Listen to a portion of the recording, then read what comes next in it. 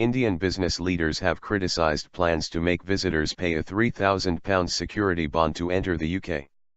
The idea, to be piloted from November, is aimed at deterring people from high-risk countries staying in the UK once their short-term visas expire. Under the plan, they would forfeit the money unless they left when required. The Confederation of Indian Industry said it was highly discriminatory, but Home Secretary Theresa May defended the selective approach to migration. The UK government says the problem of so-called overstayers is one of the biggest challenges facing the immigration system, and they want to target visitors from certain countries who present the greatest risk. Although it has yet to be confirmed, it has been reported that visitors from India, Pakistan, Sri Lanka, Bangladesh, Ghana and Nigeria will be required to deposit £3,000, $4,600, for a 6-month visa, to be forfeited if they don't leave when they should. Disappointed. The Confederation of Indian Industry, which represents the country's largest businesses, said the plan was very unfortunate and risked further undermining Anglo-Indian relations already strained by changes to the UK visa regime for students. We share the UK's concern on illegal immigration, but surely there are other more effective and non-discriminatory ways to put a check on it, it said in a statement. It added that this and other recent changes threaten the special relationship that UK politicians often speak of with India. The industry in India is disappointed by the way the immigration rules in UK have been changing over the last few years. It strongly feels that such blanket rules for visas will negatively affect not only businesses, especially small businesses, it will also further bring down the number of students going to UK for higher studies and affect the tourism inflow from India to UK. Political expediency. Nigerian politicians have also criticized the plan as unacceptable and pledged to stand up for their country's interests.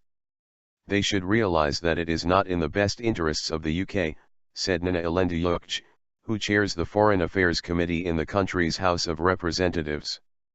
It is contrary to the commitment made to our president by David Cameron during their last meeting. We believe it is for political reasons ahead of a general election. We seek that our long historical relationship should take precedence over political expediency. The Home Office said the details of the pilot scheme had yet to be finalized and the countries yet to be selected. Intelligence-led. But Mrs. May said the move was the next step in making sure our immigration system is more selective.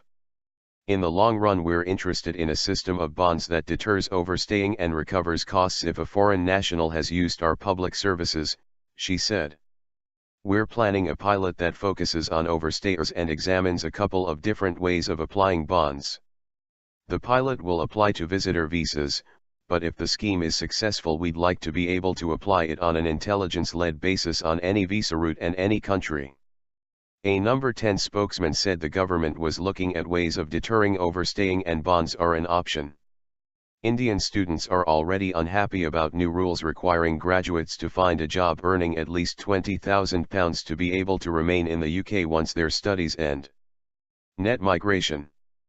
The Conservatives have set a target for reducing net migration, the differences between the number of people entering the country and those leaving, to less than 100,000 by 2015. Figures published last month showed net migration fell in the year to September 2012 from 242,000 to 153,000. The Liberal Democrats and Labour have also set out their thinking on how immigration controls can be tightened, in response to what they say legitimate public concerns about migrants' impact on the economy and society in the past decade. In a speech earlier this year, Mr. Clegg said the security bond was a useful tool that, if implemented fairly and properly targeted, could make the immigration system work more efficiently. The idea was floated several times by the previous Labour government but never implemented after protests at the turn of the century against plans for bonds of £3,000 and £10,000 being brought in.